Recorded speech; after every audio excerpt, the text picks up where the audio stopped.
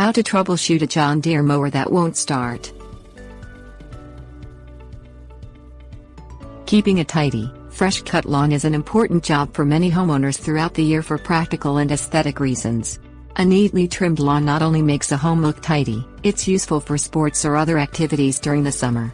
Troubleshooting your John Deere lawnmower when it doesn't start involves checking the fundamental components required to start the motor.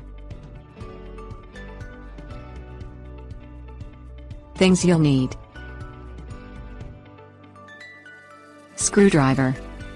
Top up the tank with fuel. There may not be enough left in the tank to start the motor.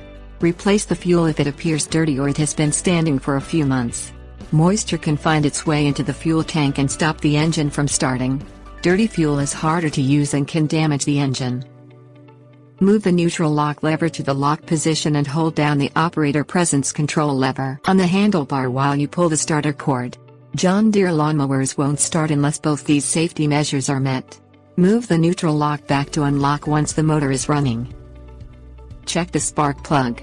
Put the rubber boot covering the end of the plug in place and start the mower again. Unscrew the spark plug and take it to your local hardware store for an exact replacement if the lawnmower won't start. Screw in the replacement. Replace the rubber boot and start the mower again. Remove the air filter from the side of the lawnmower and wash it in warm, soapy water. Debris and oil block the air filter and prevent the mower starting. The exact location of the filter will depend on your model of mower. It's usually accessed by unscrewing a panel on the side of the engine.